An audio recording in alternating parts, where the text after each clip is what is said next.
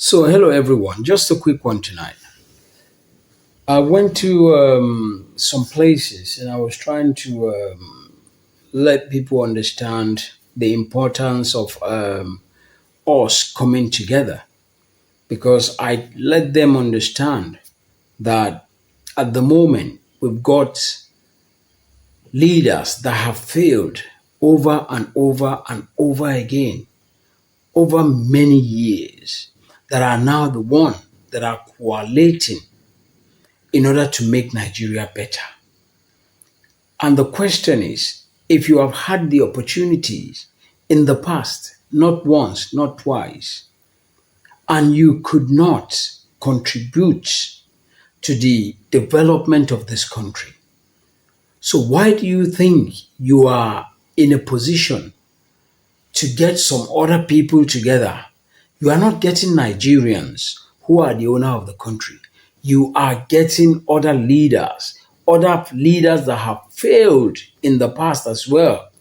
For you guys to coalesce in order to form a political party in which to then look for a leader that has also failed in the past to then become the president of this country. And I keep telling people, what we actually need, what we really need as a people, is the coalition of the suffering Nigerian people. The day the suffering Nigerian people understands that the power belongs to them, that they are the government, that the leaders that we have today are just their own employee, until we get to that level, my Nigerian people, before we can actually move this country anywhere. But at the moment, we, the citizens who are supposed to be the government, have turned ourselves to the employee. Why? Because we cannot or we do not have the courage to come out and challenge these leaders. I always said it in any of my videos. There's nothing wrong if you go out to protest on something that you did not or you are not happy with. Revolution is not something that I always want to look into, because when you mention the word revolution to every Nigerian leader, it's like you are coming to take their position. So it's never a revolution. But anytime you come out and protest, that is the beginning of revolving. So it's like you saying, this thing that you are giving me, I don't like it. I want this one. That is a protest. And protest in its own way, if you actualize or you get what you want, that turns into a revolution because you have turned around where they were pushing you to, and you have now turned around and you are now getting your own way. It's like you traveling from one state to the other. And for some reason, things are not working out. You keep driving, you're not sure whether you are going to get to where you are going. You're not even sure whether you are on the right course.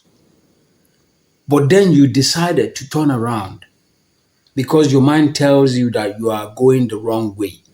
And then you follow a different way. That is what revolution means. Revolution is not about fighting or causing chaos or anything. The difference between protest and revolution, there's not much between the two. It's just that protest is you letting whoever know that you are protesting because you don't like this thing. Revolution is you turning around. You've already made your decision that I'm not going here. This is where I'm going. You turn around. So for instance, when petrol was hijacked or jacked up to 1,000 naira, at that point, that was when the protest is supposed to come out the following morning. Even though the idea was that subsidy is gone. But then what follows subsidy is gone. You, the poor Nigerian masses, will be the one to pay for that subsidy. And that was what was happening, or that is what is happening up till now. As I speak to you now, petrol has gone to 1,000 300. Gradually, it's coming back down. When it get down to 700 and something, people were saying the government is doing well. The government is doing. How can you say a government is doing well? Somebody that jacked something from 100 naira to 1,000, for example, and because he brought the thing back to 500, come on, man. So coming back to the questions that I get asked when I go out to evangelize in order to tell people that they should get their PVC. If we cannot come out in our numbers, 5 million, 10 million to protest against something, which I am 100% sure that this government will look into it. The reason why they are not looking into it is because we are protesting in our 30s and in our 50s. Today, if 10 million Nigerians come out, I'm not saying go and revolt. But what I'm saying is if 5 million alone or 10 million come out on a street, stop everything and say we want petrol to go back to 100 naira, believe you me, the leaders, the government will call a meeting and eventually they will return that petrol to 100 naira. That is when we start to become government. So when people ask me and say, so you are saying that we should go and get our PVC, we should go and get our PVC. Who do you want us to vote for? All these people are criminals. They are all thieves. 100%. I agree with them. I agree with them. But one thing that I always said is that if you carry a spoon of groundnut oil and you pour it in a bucket of palm oil, by the time you stir it, you will not find that groundnut oil anymore. It will have mixed up with the palm oil. That is what is happening with our leaders and our government. It's not that we don't have occasional good ones. Until we turn this country to a situation where you carry a spoon of palm oil and you pour it inside groundnut oil, by the time you stir it, you will still see that it is still groundnut oil. It might change color slightly. And that is where we need to get to in this country. So I tell the people that I preach or I tell to go and get their PVC because for me, I believe that is one weapon that we need to have. I always give you an example of David and Goliath. David did not just go bare chest to go and meet Goliath. He had a sling. It is that sling that God put power into. And that is what I'm telling you. Your PVC should be your sling. But the only way that PVC can work is when we are in our millions. I keep saying it. 100 millions, vote anybody in. I tell people the problem we have is not who you are going to vote. We don't need to vote any good or bad person because all of them have proven to be bad. What we need in this country is a system. The moment a country has a system and they stick to that system and they stamp their foot down on anyone that breaks the law or the rules of that system, deal with them seriously. Once this is done, gradually you start forming a system. Like I said in my other videos, even if a sick man comes to become the president, as long as you have a system, it is that system that that sick person will follow.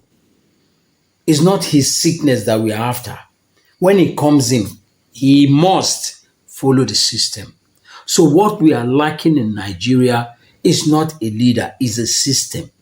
If you bring a Yoruba man to come and lead this country, let him follow the system. If it is an Igbo man, there's a system for him to follow. But what we have been having over the years is leaders that make decisions on their own without thinking about the people.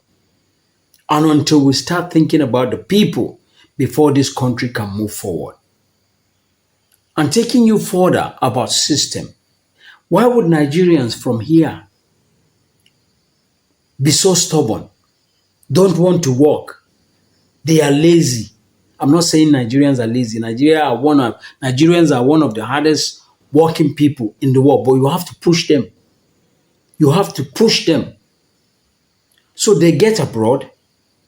Someone who has not been working in Nigeria, when the bills start chasing him, he will start leaving home 4 o'clock in the morning. He will do 2, 3, 4 jobs just to pay the bills. That is a system. But in Nigeria, people steal money, leaders steal money, get away with it, and you expect other people to come and become a saint. It's not going to happen. So what we need is a system. But before we can get that system, we have to get our PVCs, permanent voters card. Get those PVCs. Be ready for us to be in our millions. And I keep saying it. Once 100 million elect a president, the first thought of that president, each time he wants to take a decision, is the 100 million.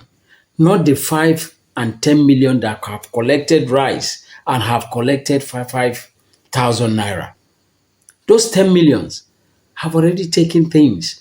But because that president has stole money given to those people have represented you in front of the president. So he owes you nothing.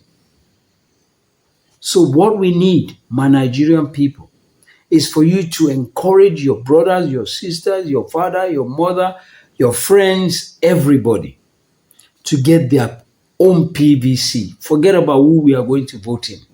When that time comes, we will vote somebody that we think is a bit better. Like they always said, this devil is better than the last devil. That is what all of them are. But there are some of them that through them, we can work out a system. And then whoever is going to be coming after that will continue to use that same system, because that same system will deal with whoever steps on that system. So what we need, my Nigerian people, is a system. I'll see you on the next video. Thank you.